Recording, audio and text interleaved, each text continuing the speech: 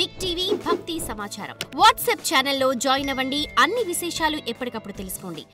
శ్రీరామ రామ రామేతి రమే రామే మనోరమే సహస్రనామ తత్తుల్యం రామనామ వరాననే. రామ రామ రామ అని 3 మాటలంటే చాలు పార్వతి విష్ణువు యొక్క సహస్రనామములు చెప్పేసినట్టే. సంస్కృత భాషలో అక్షరాల్ని లోకి మార్చేటటువంటి సంప్రదాయం ఉంది. రా 2 మా 5. రామ అంటే 2 × 5 × 2 × 5 × 2 × 5. 2 5 10, 10 2 20, 25 100, 2 200, 100 2 200, 205 1000. సహస్రనామ తత్తుల్యం రామనామ వరాననే. అందుకని ఒక్క రామనామాన్ని 3 మాటలు పలికితే సహస్రనామ తత్తుల్యం విష్ణు సహస్రనామ స్తోత్రాన్ని చెప్పేసినట్లే. అంత గొప్ప నామము. ఆ నామాన్ని ఎలా పలకచ్చు అని అడిగారు. బిడ్డ పేరు పెట్టి పిలిచిననైనా, ఏదో ఎకసక్కంబునకైన పద్య గద్య గీత భావార్థములనైన కమలనయను పిలువ కలుషహరము.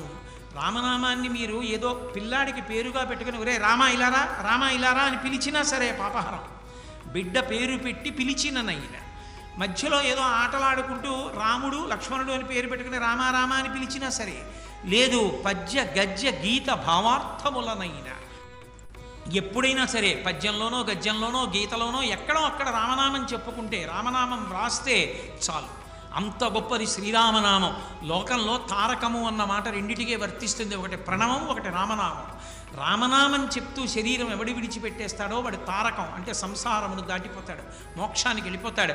రామనామము అంత గొప్ప నామము. ఆ నామము నుంచారు. అందుకే పోతన గారు అంటారు భాగవతంలో, ఏదో ఆ నామము ఎంత గొప్పది అంటే, కూలిన చోట, కొట్టబడి కుందిన చోట, మహాజ్వరాదులన్ ప్రేలిన చోట, సర్పముఖ పీడలు పొందిన చోట, ఆర్తులై తూలిన చోట, విష్ణు భవదూరిని పేర్కొని రేని పైన ఆ కాలుని యతనావితతి పొందరు పూనరు దుఃఖభావములంటారు. ఆఖరికి నామం అనేటటువంటిది ఎప్పుడు చెప్పుకోవచ్చు అంటే, దానికే మడి తడి ఆచారం కూర్చున్నాడా నించున్నాడాతో సంబంధం లేదు.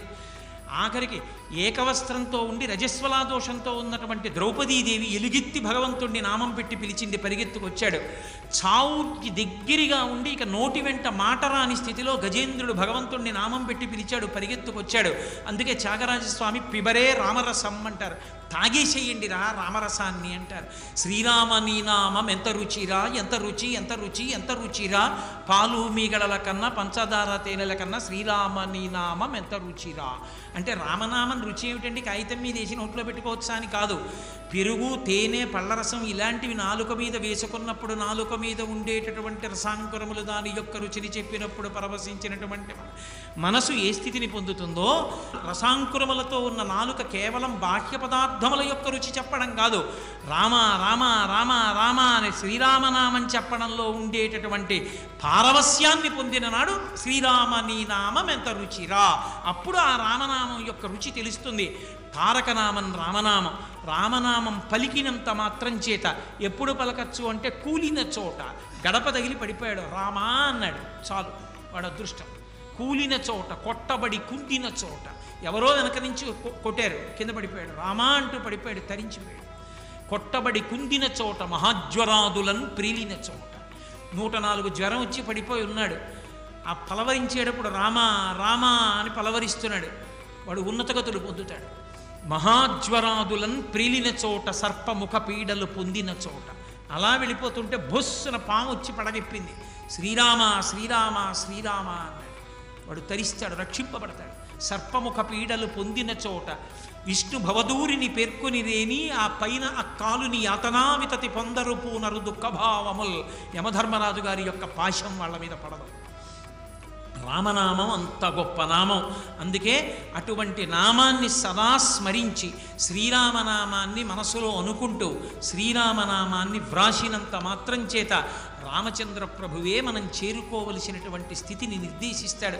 మహానుభావుడు గుంటూరులో రాగం ఆంజనేయులు గారని ఉండేవారు. ఆయన ఏం పెద్ద చదువుకోలేదు, ఎప్పుడూ శ్రీరామనామమే. అలా శ్రీరామ శ్రీరామ శ్రీరామ శ్రీరామ వ్రాస్తూనే ఉండేవారు.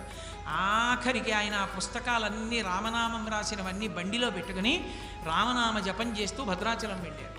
భద్రాచలం వెళ్ళి ఆ రోజు సాయంకాలం రామచంద్రమూర్తి యొక్క దేవాలయంలో రామనామం ఇచ్చేద్దాం అనుకున్నారు. ఇవాళ ఎందుకులేండి, ఇక్కడ ఏదో సప్తాహం చేద్దాం అనుకుంటున్నాం కదా, రేపిద్దాం, ఏకాదశి వస్తుంది కదా అన్నారు.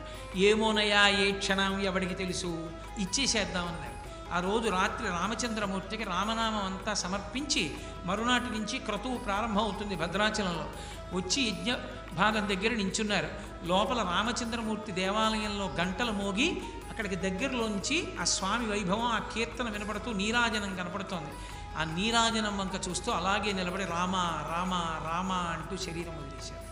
ఆయన తన పెళ్లికి కూడా మంగళతోరణాలు కట్టద్దు అని మావిడాకులు కట్టించకుండా తన స్నేహితులతో రామనామం కాగితాల మీద వ్రాయించి రామనామాన్నే తోరణాలుగా కట్టించుకున్నారు. అంత రామనామోపాసకులు ఎంతమందో, నా దగ్గర ఎన్ని పుస్తకాలు ఉన్నాయో చరిత్రలో. కపవాత పైత్యాలు కప్పేసి ఇంకా చచ్చిపోతాడన్న వాళ్ళు ఎలాగో చచ్చిపోతానని రామనామం రాసుకుని బతికేసి భద్రాచలం వెళ్ళి సమర్పించి తర్వాత పెళ్లి చేసుకుని భార్యా పిల్లలతో సుఖంగా ఉన్నవాళ్ళు కూడా ఉన్నారు. రామనామం అంత గొప్ప నామం. శ్రీరామనామం రాయడం, శ్రీరామనామం పలకడం అంత గొప్పది. అందుకే కంచికామకోటి పీఠాధిపత్యం వహించిన మహాపురుషులైన చంద్రశేఖరేంద్ర సరస్వతి మహాస్వామి వారు ఏ ఊరు వెళ్ళినా సరే పిల్లలు కనపడితే వాళ్ళందరినీ కూర్చోపెట్టి గుండ్రంగా రామనామం రాయమని, ఎవరు ఆ ఇచ్చిన సమయంలో ఎక్కువసార్లు గుండ్రంగా వ్రాసారో వాళ్ళకి బంగారు మాడలు ఇచ్చేవారు.